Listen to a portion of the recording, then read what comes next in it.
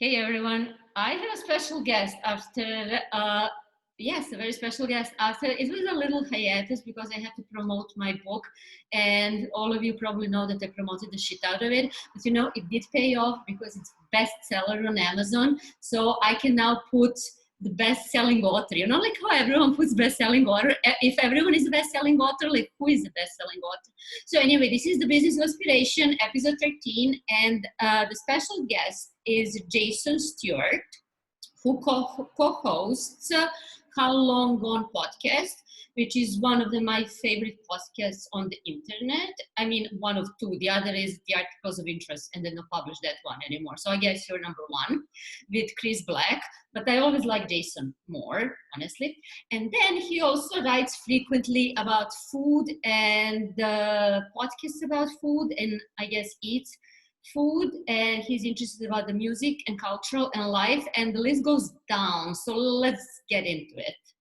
Hello, thank you for having me. It was hard not to talk for that 1 minute, but I know the Zoom will make the camera go on me.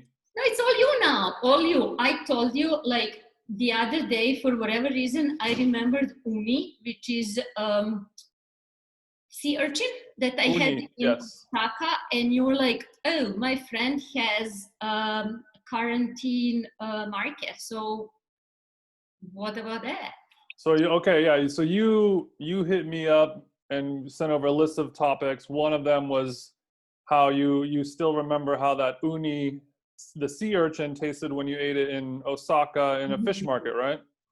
It was a market, and with the woman, I bought it only because I was like, this woman is like, I felt, like when you see a really old person, you kind of care for them. So I'm like, I'll have some, I like uni, but and I remember how it tasted now. And right. That smell, that taste memory, it just hits you in the brain like a bullet. So was it different? What was different about it than what, normal uni that you would have in, on the beach of Miami, for example? First of all, I would never in my straight mind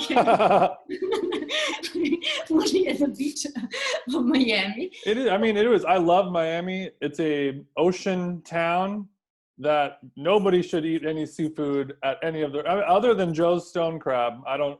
I hope that they don't get their crabs from Miami. I hope so too. They have good sushi restaurants like Zuma and I don't know. Well, yeah. Well, what about this uni was different? Like, what was it? Just the same uni flavor that you're used to, but it was just better, or was it like a whole new thing? I think it was the whole thing, and first the flavor was, like when you go through life and someone turns all turns color on or turns sound on, or like it's all of a sudden it's like, like magic mushroom, So it was like the taste was like that. So it was like, I didn't know the tuna tastes like this, that's one. And and then it was, they were sold in these little boxes, wooden boxes. Yeah. And you have to eat it like obviously with chopsticks, and then we found and then you have nowhere to eat it because the market goes like this, and they're just those rooms where they have like vending machines, and it's like plastic covering, so it was there, and I think it just tasted great. So I still remember. You know what I mean? At the end of so you just ate it it straight up, right? You didn't eat it with anything else. Nothing, just that. And I mean, we were there in February, and it was the same trip when we went to Benia Mukayu, and they prepared like 35 courses, and where they were like delicious, but I don't remember any of them. If you ask me now, I have no idea. Yeah, it is. Yeah. So what do you think about that? Well, I mean, I think that there's a lot of like the memory of smell, the memory of taste. Those are ones that I think that really like will last your entire lifetime. Like childhood memories of those things, your brain just holds on to them more, which is really interesting. And there can be smell memories attached to traumatic experiences in your life or good ones, but it's usually like the bad smells and the bad things in your life that stick with you for a long time. That's always really fascinating to me. But yeah, you mentioned that. So what is the traumatic smell that you remember? I don't really have any personally. I guess there's one that I had that I used to talk to my therapist about, but the smell of like 80s 90s like male cologne, like Have because you actually been to Europe? Because Europe smells like one. Well, I never went there as a child, so I could only imagine. But it was a weird thing because I grew up with just raised by my mom and my grandma, so I'm not with no father in my life. So I remember like being in the mall or in the grocery store, and I would walk by like as a child, like an older adult man would walk by and have that really strong kind of musky cologne smell, like cologne that you would buy at CVS or Walgreens maybe instead of Barney's or Saks. Mhm. And that shitty male cologne smell, whenever like if I smell it now, I will get like a hit back, to my childhood. And even though it's a bad smell and a bad cologne, I have like a weird association with it where I actually kind of like it in a weird way. Maybe there is something comforting in bad cologne, you know? I think there might be something very comforting in bad cologne, and it's a problem because nowadays you have to have very good taste with your candles and your lotions and all of your skincare products, and you can't have any. If I were to say I love Axe body spray, everyone would think I'm an uncultured, terrible person. I'm not a fan of it, but we have to like these expensive, dignified smells, and we can't. I But thought Axe we're just, allowed to like fast food, but we're not allowed to like Axe body spray. that's one of the great life injustices, I would say. Don't you remember when Axe was really cool? I mean, I don't know if it was cool, but it was sort of the ads were like, if you wear Axe, you're gonna be cool. There's the same wear, like the same demographics as the diesel jeans. Yeah. So Well, is this a G-rated Zoom call? Yeah. I mean, back in the beginning, Axe was just like, if you spray this on your body, women will want to have sex with you. right, throw your, yes, exactly, Yes. exactly. With sales tactic as old as time, Oh but it yeah, worked. it's like either you'll get laid or you're going to get promotion. What is like Freud said, it's like love and work, two things, two motivators. So two motivating things. It's like one is love, which is sex, and then work. I mean, it's not sex. I mean, for him, I don't want to feel like Yes. We yeah, yeah, want yeah. we want to get money, and we want people to have sex with us, But when or you, at least want to. well, I think that's like if you look at innovations that came from Silicon Valley, it's around those two things. Oh yeah. I It's mean, like how, it's the like smartest bet. it's total. It's like what is the shortest way between me and my food and me and the female, and you know what I mean, right? Yes. I didn't want to say something that's PG-13. Although I mean no kids watch this, so we can. No, no, no. We need, these types of entrepreneurial business discussions need to have a little bit more, foul language, I said, just to add some personality and color to it. I would say flavor, and with flavor, let's go back. Have you been to Osaka's food scene? I mean, not food scene. That's a Like stupid. the fish market. Well, food Um, market, but then also those like back streets. When you right. go, like you've been there, right? I've been to those in Japan, but I don't know if I've been to them in Osaka specifically. But I have been to them in like Tokyo and Kobe and some other places. I probably have been to the one in Osaka, but I don't remember. Because they say that Osaka is like kitchen of Japan because their food is a bit different, and that's why I was very excited about it. It was really good. I do have Hmm. to say that. So yeah. So what do you Yeah. remember? Do you remember smells from there or flavors? Well, I remember. I guess in Japan, the smell of seafood was very clean to me. Like it wasn't a negative smell. Like if you were to walk around like the fish markets of Chinatown in New York, or almost anywhere in LA, the smell of like a fish market is usually pretty bad, even though I love fish and I like to eat them. But you know, you go to any fish market, unless it's like a top tier quality one, it's going to smell bad. But in Japan, it just smelled very clean. I think because they're just, it's always moving. People are always processing and selling it because it's a culture that eats so much more fish than we do. So it's not really sitting around. It's just kind of there. And I think they respect it a lot more, and they treat it as, you know, with a little bit of a higher regard than we might here. Yeah, and the other thing, it closes at 2 o'clock. So it's like after that, and here, like you can go to like Chinatown at like 7 in the evening, and everything is still like, I mean, maybe that's just New York. I don't know. Yeah, I mean, after 2 o'clock, the seafood shouldn't be out there anymore. Throw Yeah. it to the cats. But we were talking about that. But a friend of mine who's a chef here in LA, he started during the quarantine a kind of an online Instagram type of fish market where a supplier in like the Bay Area, like Northern California, who gets all this fish, you know, sea urchin, 20 different kinds of fish and lobsters and all that stuff. And then people can put in orders in Los Angeles, whatever they want, and then it'll be delivered to them, or they can go pick it up once a week. So it's grown into like a, you know, a full-time business for this friend of mine. And I think it's really interesting. It's definitely interesting. And I think that you and I talked about that when we did How Long Gone with you and Chris. And guys, everyone subscribe to that podcast, How Long Gone, best podcast on the internet. So we talked about that, going local and going direct and people buying from people.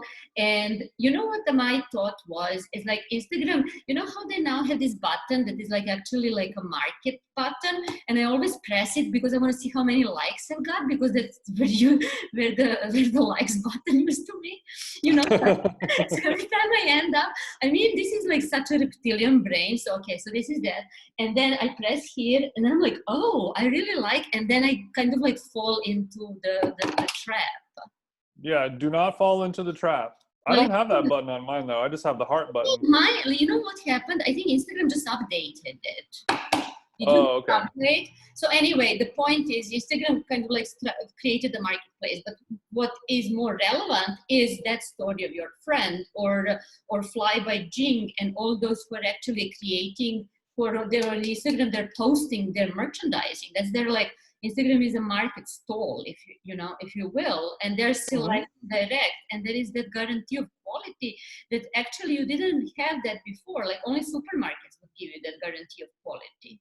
Mm-hmm.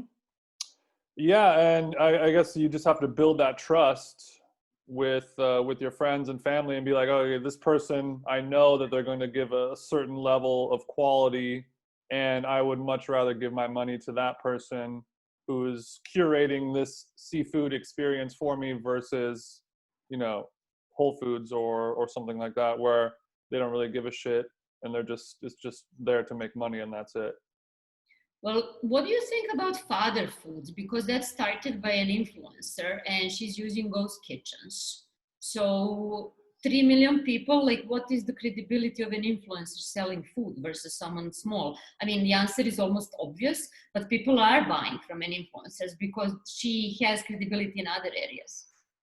Well, it depends on, I mean, the thing with food that's really interesting is everybody has to buy it or else they'll die. So the amount of people that really care about food, like me, for example, I will want to give my money and support local restaurants who I feel like are doing something that I really want to support, but I would never give my money to an influencer cloud kitchen thing or Wiz Khalifa selling hot chicken, or even my friend Steve Aoki who has a pizza restaurant cloud kitchen thing.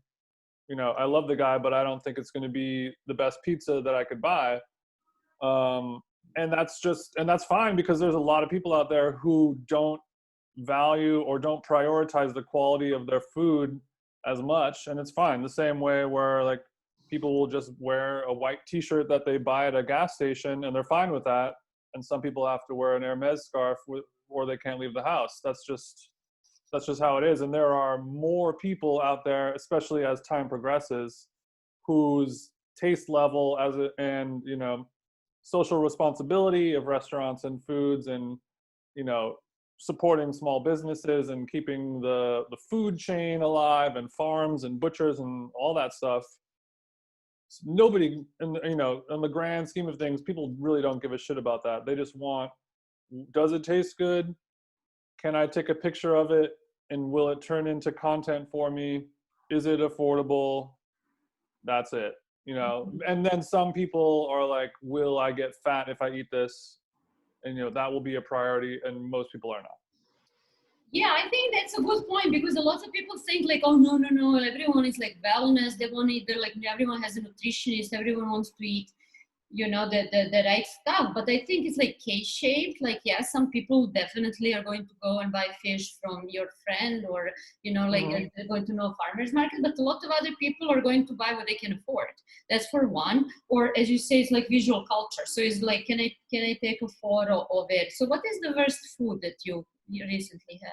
Or not even recent? Well, I guess one thing that I've noticed with, like, in terms of food trends, there's always some kind of food trend going on, like a ramen burger or a cronut or, acai bowls or poke or whatever. Some of it's good, some of it's bad. But right now there's a trend of like hot chicken and like hot Cheeto related foods. And those are probably the worst to me, but that's kind of like, if I order this pizza that's covered in flamin' hot Cheetos, it will be a funny photo for me to take and post on my Instagram. So the value of this food has increased, by 50%. You almost don't care if it tastes good or not, because you get to, if I post a picture of a slice of cheese pizza, people are going to be like, whatever, it's pizza. But if it has hot Cheetos all over it, I'm going to get 20 replies on my DMs, and people are going to go, LOL, this is crazy. And I'm going to have a conversation with 20 of my friends for the next hour. And that people will spend money for that, which is sad and dark. That's really good to know, and that actually seriously, because that like food trends are going towards visual, and that's like almost an insane concept, because you see like the art of meaningless collaboration moving in the same direction. I remember Taco Bell Hotel, and people were floating under burritos, and they were like, "Oh my god, this is like the fucking best thing that happened to me," and I'm like, "Whoa," like, remember that? Yeah, I do remember that. And people, it's lowest common denominator thinking of like, what do people love? Fucking Taco Bell. And then you're like, what if you had a hotel that was Taco Bell and the soap was Taco Bell and the curtains had tacos on it, and there's 4 billion things you can take a picture of, and it's all awful quality, but it's just pure content. But that's fine. I think someone is taking notes as we speak. This is like genius idea. Cool. So, like, you know that I've been living in the United States 20 years, and I never had mac and cheese, because I've been brought up on like good stuff. Good stuff, like boiled potatoes. Like meat and vegetables, no potato. No but potato. Mostly like vegetables that are like, that taste like that uni, like when I go like once a year or something, and then it's like, whoa, empire of senses, Wait, so you'll eat it like, this is the best piece of dill I've ever had. This is the best beetroot, this raw beetroot soup I've ever had. Yeah, this is the best. Yeah, best like cabbage. No. Yeah. Come on, give me some. But you were talking about how food is going towards the visual versus the flavor, and how that's a negative thing. But I think that's another, in another food realm, people are trying to fight against that same concept as it pertains to growing produce and animals. Mm-hmm. So people used to, add all the hormones and things like that to make cows bigger, to make chickens bigger, to make all your vegetables bigger, and all it's doing is making it visually look bigger, way more, so you have more of a product to sell. But everything except for the taste of it was considered. So the taste is being sacrificed as things get bigger and things are bred to look better. So there's like a movement of farmers and butchers who are kind of trying to fight against that. And, I think that needs to be supported a lot more. Of like, a butternut squash should not be 2 feet long and weigh 10 pounds. It's actually, supposed to be like maybe 5 inches tall. And when you eat one that is grown properly, it's like what you were saying. You were eating everything in black and white, and then you eat something and it tastes like how it's supposed to taste in color. That's totally true. And I was like, and I can speak from personal experience. I've never seen bigger strawberries in my life, or when I moved here, or a cucumber. And I'm like, this is like in a giant's land. So that's true. But I do think that it's going to be like molecular gastronomy, which I think is like BS.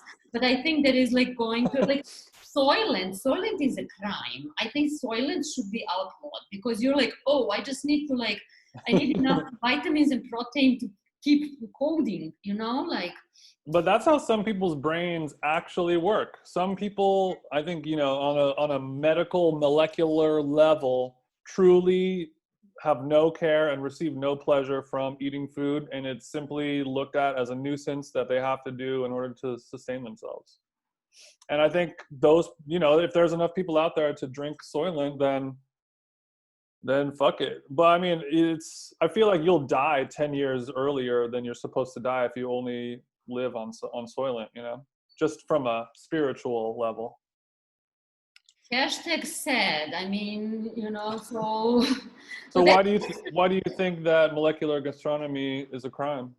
I probably was not right, but I think that molecular gastronomy is just putting food there like they're elementary particles. That is the whole idea. So they're good. Like it's sort of, the food's purpose is not to eat. It's also to relate to other people and to have some ritual and to sort of, it's like so much, and it's almost like self-nourishing spiritually, emotionally, culturally, however. So if you have this molecular, it looks amazing. You want to take a photo of everything, like going to a fancy restaurant. You get one piece and it's like, and you're kind of like, oh my God, and it does taste good and you don't need a lot of it. But at the same time, sometimes you just want to go, like in Milan, my husband and I went to Mussolini restaurant. We didn't know it was Mussolini. But like you go there and you get some carbonara and it's like, wow, this is like and the people are all locals, and then you look and it's like, oh, there is a bust of Mussolini. Well, now that I'm looking, it's like all photos of Mussolini, a molecular gastronomy experience will never touch your soul the way that meal touched it. And I think that's the main difference. But sometimes you can create a visually stunning molecular gastronomy dish, and then the flavor of it is able to also, back it up. And that's when you get, transcendent food. It's kind of like EDM music is the molecular gastronomy version of food, to where almost all, it looks shiny and it's cool, but it has no soul, no substance, and it's not, it doesn't really fulfill you. But sometimes EDM music does, and then you get an amazing experience. But it's rare, which makes it even more amazing. Is that your experience? Yeah, definitely. Yeah, I mean, it's tough. Like, there's so many, art forms that I enjoy, like music, food, podcasting, all that stuff, to where so anyone can do it, and almost all of it is bad. So if somebody's like, oh, you're a DJ, it's a pejorative term. It's like, oh, you're not, it's not an intelligent person's career path. Or, oh, you do a podcast, okay, you're a loser, whatever, like you don't have a real job. But which is fair, because 99% of people, out of your podcast. Are you guys making money? Yeah. Yeah. But people say that because 99% of podcasters or DJs or stand-up comedians or any of those things are not. If only That's true. It's like a guy with a mic. Yeah. So if only Whitney Port promoted your podcast, then we would be talking about serious money. Yeah, I mean, she's the first stone on a long path of stepping stones to reach our, Joe Rogan level podcast success. It's a long journey. I thought that you would say Oprah or something like that. Something like, and a car. Like, Oprah.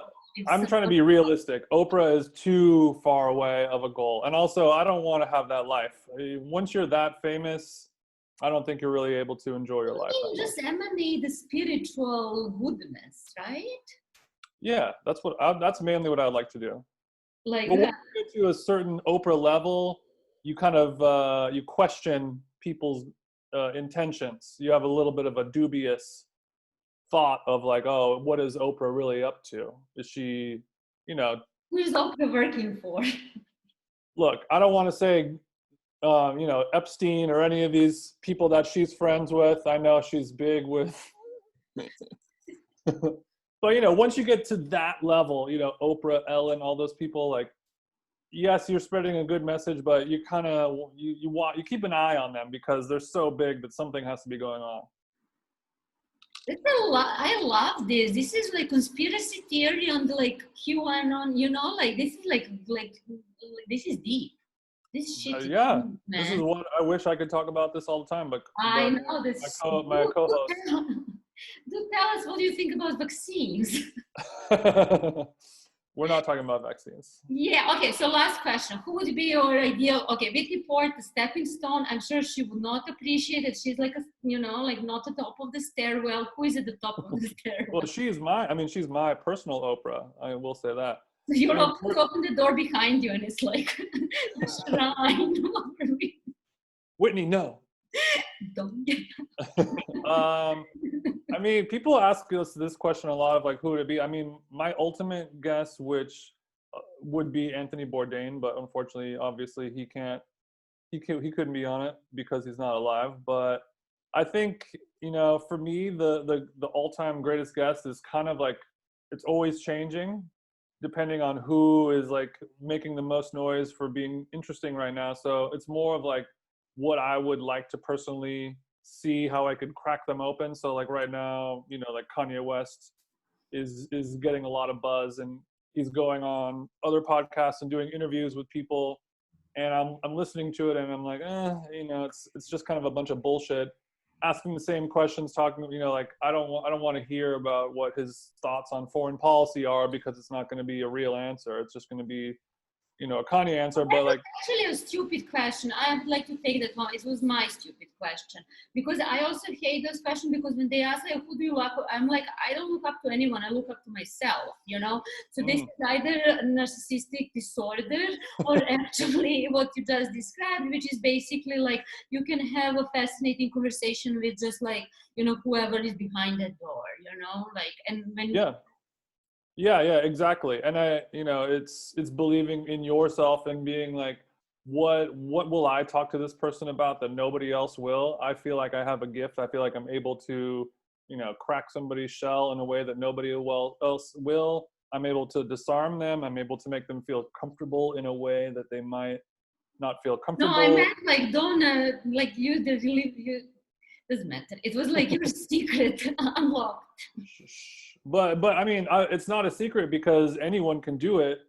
No, not anyone can crack the people, like. Oh yeah. So to me, it's like the best person to talk to changes every day. There's always a new best person to talk to at that moment, and that's the fun part about it. It never gets old. There's always a steady stream of new losers to talk to, and every once in a while you might get put on to somebody, like you were a prime example of a guest that we had on our show where Chris was like, oh, this person is like interesting and funny on social media, let's have her on. And I'm like, okay, let's do it. And we had never talked, we had never met, and then by the end of the show we were all like, oh my god, this is hilarious. Like, she's making fun of us, she's calling us on all of her bullshit, we're making fun of her, calling her out on her bullshit, but everyone's getting along together. It's all in good fun. We all love each other, and it's a fun conversation. And no one would have ever known that. Like there's a million of you out there who we won't know until we overturn that stone. Yeah, your episode has become one of a big fan favorite. That's nice. Like there's like a million of nobodies out there. Like But it has nothing to do with how Nobody, popular. and she was really funny, and she was like, Look, this person is a real loser. But let me no. I was a No, stepping stone for Whitney Port, so if she was the one, like, don't look at it that way. But it has nothing to do with how many followers somebody has or how popular they are. It's literally just like you don't know until you try, and that's the beauty of having a show like a podcast that has 3 or 4 episodes a week. Is yeah. if you overturn a stone or you try out a recipe idea or you write a Substack post and it doesn't do what you were hoping it was going to do, it doesn't perform well, there's a whole new one tomorrow, and you can fail and the world will keep spinning and you can redeem yourself the next day. This is Because just like it's worth it. wisdom is like, you're Oprah already. Like, forget about the Oprah. Like, like you reach the Oprah. Like, so okay. So thanks a lot. And I like, you know what? Like, final thing. I sent you like topics last week because I'm like, if I don't send you the topics, this guy's gonna think that I'm like, you know, like not on the top of this because he has his podcast is definitely totally buttoned up. they're, they're always on the top of it. But I didn't want to talk about any of that shit. When I looked it before, I was like, I kind of don't care about any of that anymore, which is exactly what you were saying. Yeah, well, the good part about podcasting or having a conversation like this is whenever you don't look at the notes, that means you're doing something right. You know, that means if you don't need them, then it's a sign of a good conversation. Coming from the best. Thanks a lot, Jason. Pleasure to have you.